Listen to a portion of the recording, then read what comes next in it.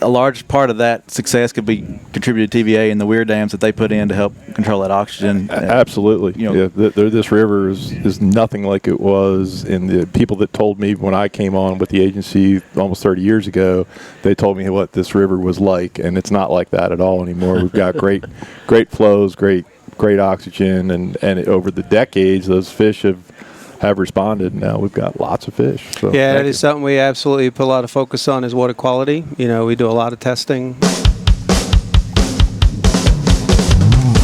The award-winning Tennessee WildCast is on the air with the latest on hunting, fishing, boating, wildlife watching, and all things outdoors. Make welcome your host, drummer and outdoor expert novice, Jason Harmon. Hello, everybody, and welcome back to this edition of Tennessee WildCast. We're glad you're tuning in. Thanks for watching and listening. We have a fun show for you today. I'm very excited to be here on location on the South Holston River. We just finished up a MOU partnership ceremony here, and we're going to talk a little bit about that and talk about some trout fishing and all kinds of fun stuff. So I'm happy to have Mr. Don King helping me co-host today. You bet, Jason. Thanks for the invite. As always, we're not around the poker table today, but we are on location. That's always fun. And I got Mr. Frank Fiss with us. He's our fisheries chief here at TWRA, and glad to have him. Glad to be here. And Mr. Alan Clare, the vice president of River Resources Stewardship with TVA. That's correct. Glad to be here. I got it right. Alan, we're glad you're here with us.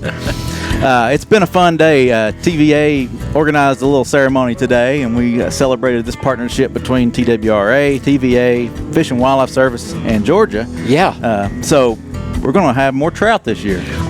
A few years to come. Yeah, exactly. It's just it was a ceremonial thing. About 150 fish were released today and off the bridge, and so you might want to check the web for the video and the pictures of that. So coming soon. Neat. Yeah, and also check your flow schedules and get out here and try to catch some of those fish. Man. Yeah. I feel like I'm coming home. When I came into the parking lot this morning, it all came back to me. In 2001, we shot one of the first episodes of Tennessee's Wild Side right here. We had Alan Ricks, who was our Region 4 communications guy at the time. He was out wading and casting in the fog or cool. And man, it was just a cool shot, and that made the opening for the show for about 10 years, I think. So it was a fun story, and so it's neat to get back here today. Yeah, it's a beautiful spot, great trout fishery, and a great place to hold the ceremony today.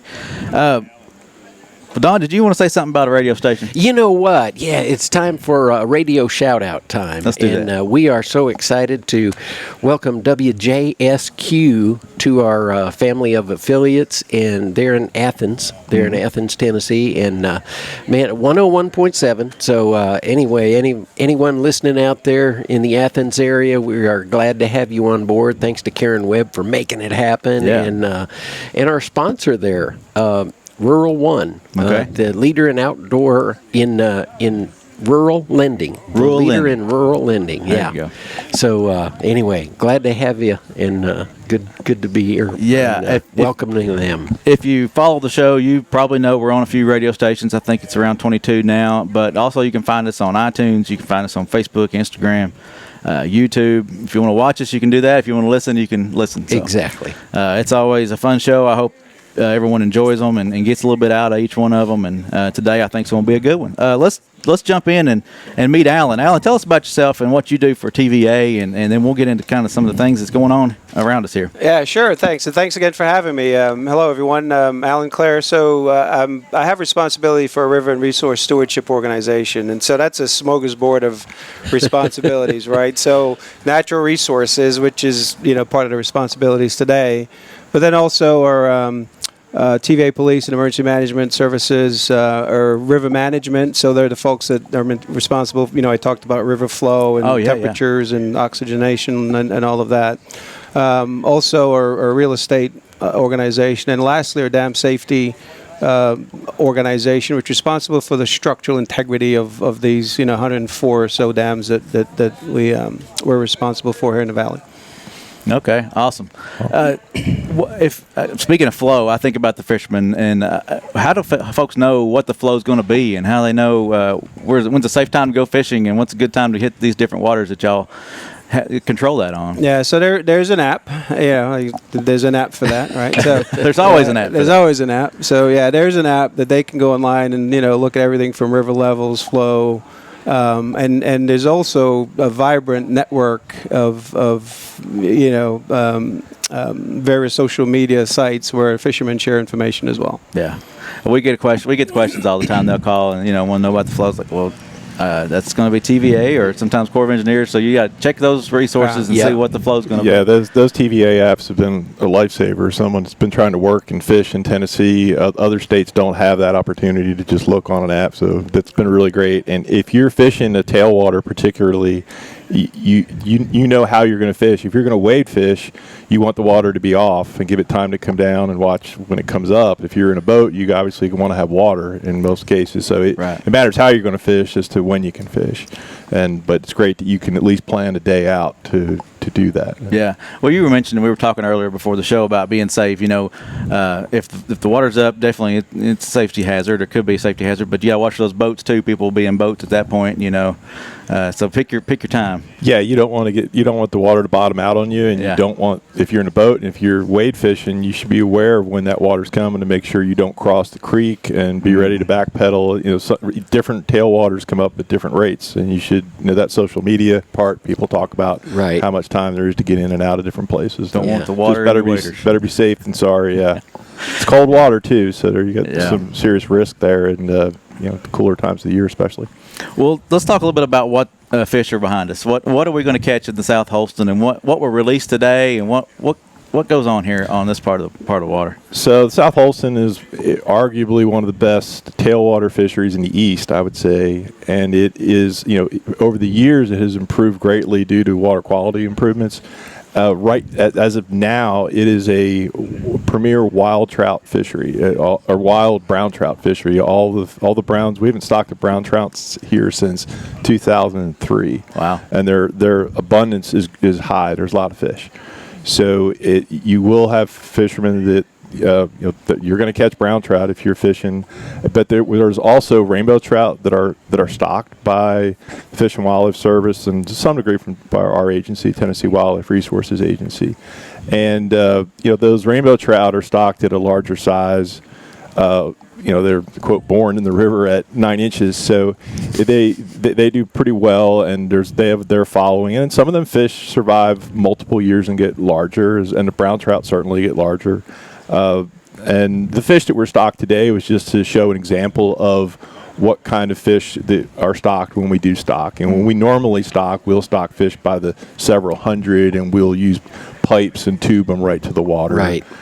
Usually at higher generation. But we stock throughout the year with the rainbows, and the nice thing about it is we do claim to have a wild trout fishery. And for some people that fish, they want to catch a wild fish.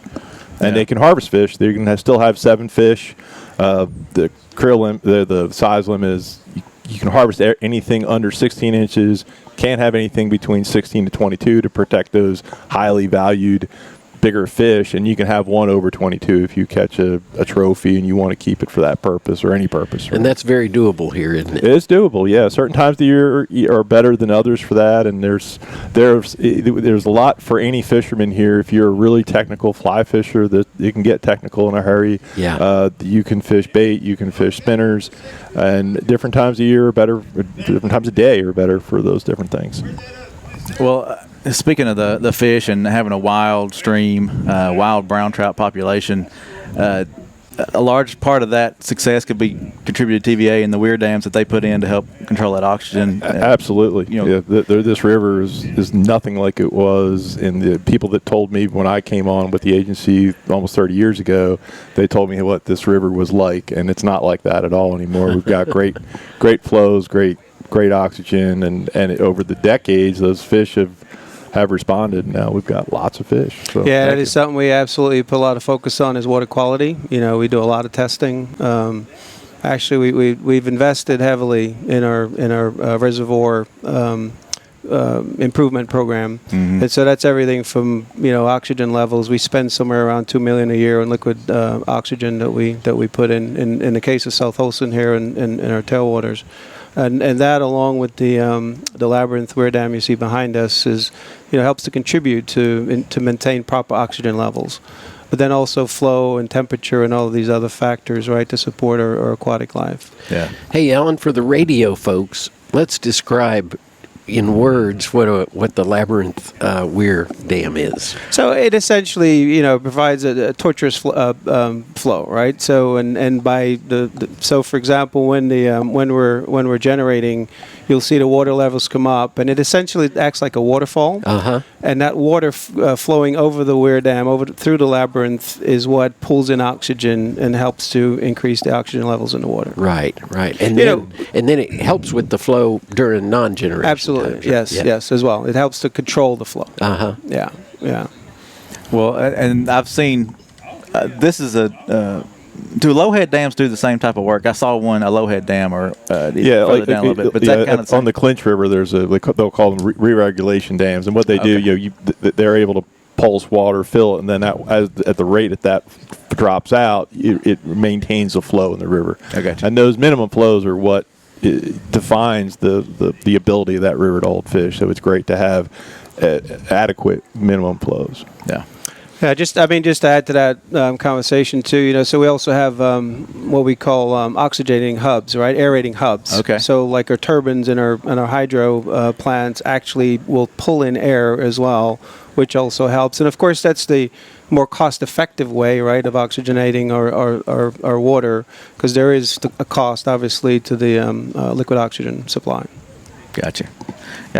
Well, not only water resources, but y'all are protecting lands too. Y'all have a lot of public lands. 293,000 acres. Yeah, that's a lot to manage. It is. I just looked on your website earlier. There's a lot of hunting, fishing, hiking, biking. Right here at Osceola Island. I don't know if we said that, Osceola Island, right? Correct? It is, yeah.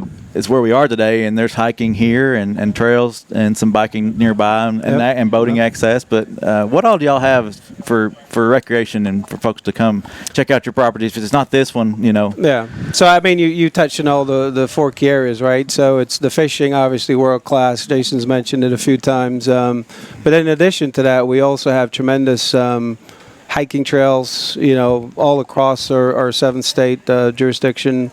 Biking trails, we've got some really incredible bike trails. Competitive, bike. So everything from beginner to, those that are looking for something a little more challenging, and then of course hunting and camping as well. Yeah.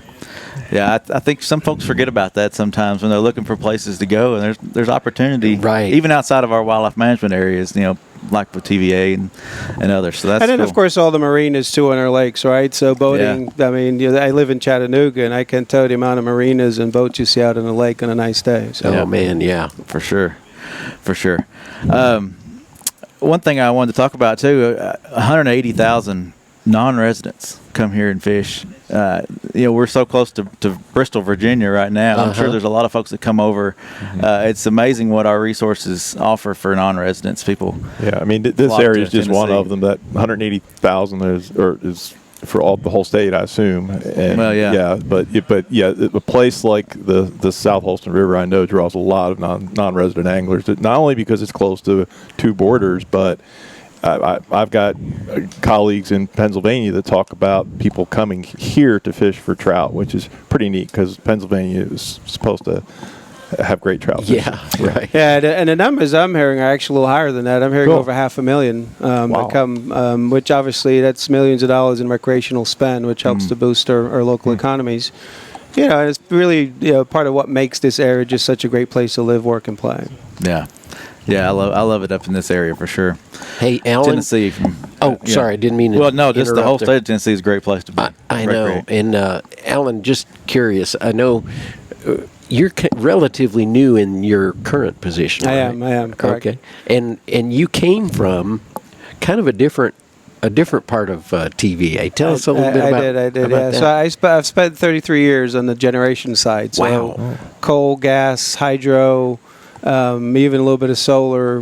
I've had different responsibilities, and so coming over into the natural resources and with dam safety and TVA police and all these other things has really been a very enriching experience. I bet. On the generation side, you tend to see these support organizations differently. But coming over here and witnessing firsthand, it's been a rewarding experience and something I'm really blessed to have had the opportunity to experience. Good deal. Well, now that you're on this side of things with rivers and resources stewardship, do you find yourself out enjoying those resources and fishing and doing some stuff like that? Not as much I would like, but at every opportunity. I love the outdoor, biking and hiking mostly. I don't fish as much. I was here for a couple months. It was maybe 2 months ago for a fly fishing event. We actually had a similar public event. And that was awesome. I was like 1 of 3 to catch a fish, so I was lucky that day, right? So, but it was a lot of fun. We had Trout Unlimited and a number of other partners out here, and it was a great experience. I can see how folks can get hooked on fly fishing. Yeah. Well, Frank knows how to catch them, so I can hook y'all up, and y'all can. It's definitely an art. I learned that. Well, Frank, tell us what's your favorite type of fishing up around this area? Well, I live in Nashville, and I've got some local trout water there, but it's very limited compared to coming to East Tennessee. And you even if you were to travel from Nashville to, say, Bristol area to fish South Holston and Watauga tailwaters, and the generation's not right, you can always skip up into the mountains and fish some great wild trout water there. So that's what I like to do when I come to this part of the world, is make sure I'm fishing one of those two things, because that's the true wild trout mountains. Obviously, we don't have in Nashville area. And I know you don't travel without a fishing rod. You've always got one. Don't. Yeah. There's always a time to cast a line a little bit. And I think this trip is one of those trips. His last name isn't Fish for nothing. I love it. One of our commissioners always jokes, Frank Fish. When he invites him to the podium to give a report, it's always Frank Fish instead of Fish. So now I get tongue tied, but that's all right. But where was I headed? I had a thought and I lost it. I don't know. Yeah, that's part of it. Well, were we going to talk about the event that happened today? Well, later? We can cover that some more. First, I know what it was. I wanted you to talk about your folks up here, your guys that work in this area. Oh, yeah. I mean, they did such a great job. We got a great crew of biologists in East Tennessee in general, but the trout biologists are so dedicated. They do all the wild trout population work in the mountains. We know to the number how many native brook trout populations we have in the state, and it's over 100. And they do work to restore brook trout into new waters and recover old waters.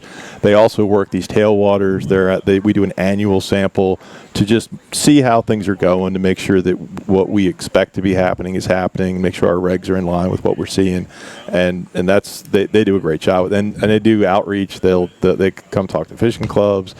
They talk to TVA when there's questions about water needs, and TVA helps us get our water right to do our samples. Really appreciate that. Yeah.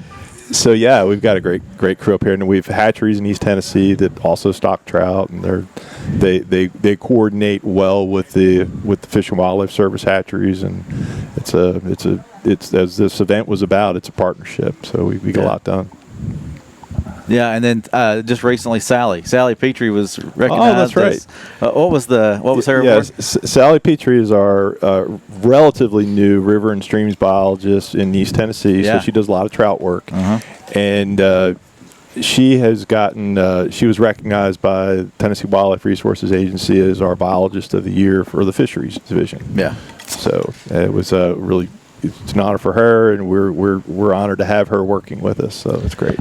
I think it probably had a lot to do with us having her on as a WildCast guest last year. I think so. That or over the $500,000 worth of funding she brought in to do some good trout habitat work. The reality there. Mm-hmm. Well, there's a great crew all across the state. I mean, we got great people. They do great work, but I always love coming up in the eastern part of the state.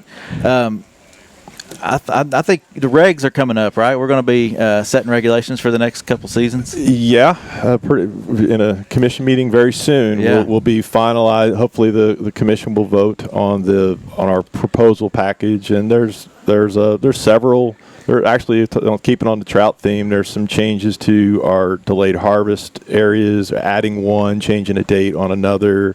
Pretty minor stuff, but it's just optimizing and generally providing more opportunity for trout fishing. Yeah, not a lot going to change. And we're on the 2-year cycle. Oh, that's right. Yeah, so we're going to set it for effective March of 22, and then we will let it alone for a full year, like an extra year. We used to go every year. Now we go every other year, and we hope that gives some stability to anglers, not worrying about what changes all the time, and it gives us some time to really watch how things are going for an extra year before we start tinkering with it sometimes. Yeah, so. and there'll be a new hunting guide come out, or a new fishing guide. As those seasons change, they sometimes change a little bit. We'll do it, as I understand it, we do it, even though we do the regulations every 2 years, we're going to do a new guide every year just to freshen it up and maybe tweak the information a little bit. Yeah, just in case there's anything changes. Well, yeah, let's talk a little bit more about today. I think it was a good event. I think it was great to see all the different states and departments and agencies working together. We did stock a few fish, so people are out there enjoying them now, and hopefully they catch a few. But what's some key takeaways from today?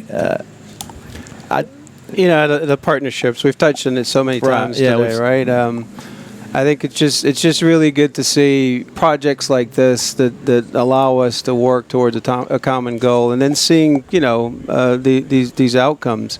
These relationships we have with our partners like TWRA and Georgia Department of Natural Resources and U.S. Fish and Wildlife. They've been in place for some time, right? And we actually see them growing even more effective over the years. As we continue to look for opportunities to how we can better serve the needs of the people of the valley. So to me, that's really where I get the enjoyment, and just proud and blessed to be part of just a fantastic organization that gets to work with fantastic people and partners like Jason we've got here today. Mm-hmm. Yeah, it's great to work together. So. And I think the Southeast is kind of unique in that way. I know when the U.S. Fish and Wildlife were speaking earlier today at the podium, they were talking about some of the challenges out west and how, sometimes some groups can get at loggerheads on issues, but we tend to not do that here. It seems like it's a much more cooperative effort. And that's driven by relationships, right, Don? So getting here, meeting people in person, getting to know those folks, and so that way, look, we're not always going to agree. There's going to be times we're going to have to agree to disagree. But getting on the phone, going and meeting someone and having those conversations, that's one of the things I do feel we're very effective at in this part of the country. Yeah, this is the 6th year of this MOA being in effect, and we're renewing it for another 3. And I can remember a decade plus ago when we didn't have the support from Congress or to keep that emphasis at the federal hatcheries, and that's what really triggered this need to get all the partners involved to support the federal hatcheries, and TVA is a huge partner. We even talked about the money, but they're funding all the fish that are basically a lot of the trout, 80% of the trout that are going into the trout fisheries in the valley, and without that, the service would have a hard time producing those fish. We'd have to try to do more with what we've got in our agency. So it looks good, and it's been a pretty quiet program, but that's because it's working. Right. We want to keep it that way. Not now. It's on WildCast. It's out. and I do remember, Frank, when it was touch and go there for a while. I can remember doing federal budgets were getting cut, and I was on Fox News National talking about the value of trout and why we need to keep these trout hatcheries working. It wasn't a given thing at the time. So wow. And I don't know if we've mentioned it. How many fish are going to be stocked in this program? What's the estimated number of stockings? Well, for the Tennessee Valley, that's off the top of my head, I know we do about 2.2 million trout a year. That counts the Cumberland River system and some of our other stockings. But generally a tailwater like this is probably getting 30 to 50,000 rainbows a year, and we don't need to put the browns in, which is nice because we can put them other places where we need them, like with some tailwaters. One thing I want to point out is that a lot of the work that TVA has done has made the conditions better so that fish last longer in the river, and we don't have to put as many in. So there's a cost savings there that, in addition from that. The big investment in water quality not only gives the quality of life benefits, all the benefits you get from that, but it's cheaper to manage too from a trout side. So it's great. Yeah, and it's not just the fish, right? That obviously our communities are benefiting from this as well. Yeah, right. Yeah, that's what I was going to go back to. I mean, the access and the areas, like this is a nice place to come hike and come walk and do things. But this area right here has 3 boat access points, so there's a lot of places to put in a drift boat or whatever. And then there's, like, you see 3 people back here fishing right now. Great places to wade and bank access. It's just amazing what there is to offer here. So I want to make sure I hit on this before we have to close out, but. Your website is at tva.org or .com or .gov. .gov. So tva.gov is a great resource to see what all the work y'all are doing and check out those flows. All and sorts of great information. Yeah. Absolutely. So make sure you do that and look for them on social media and follow them. I know they're out there. So that's always good. One thing I did have marked down here, and I don't want to spend too much time on it. We're going to run out, but nuisive and invasive species, we're lucky to not have Asian carp or silver carp in these waters, and we're all working together to keep that from happening. Sure. But there's also the zebra mussels and the vegetation and different things that we work together on and partnership on to help control. And I know TVA does a lot of work there with us as well. Yeah, that's been some more challenging than others. Asian carp certainly is a big concern right now. That's another great example of partnership. Where we're looking at ways to try to keep that particular species of fish from coming upstream into our system. And we're looking at a number of things right now, barriers, physical barriers and things to try to keep them out. But they're pretty prolific, species of fish. So that's an ongoing challenge. Vegetation management is another big one, particularly in some of our shallower lakes like Gunnersville, for example. Yeah. We've been dealing with this eelgrass issue, which tends to break away, flow downstream, and ends up clogging or cooling systems at our generation facilities and some of these other issues. And then, and it's balance, right? Because the fishermen love it, because the fish love it, but our plants don't like it because it's creating problems for us, operationally.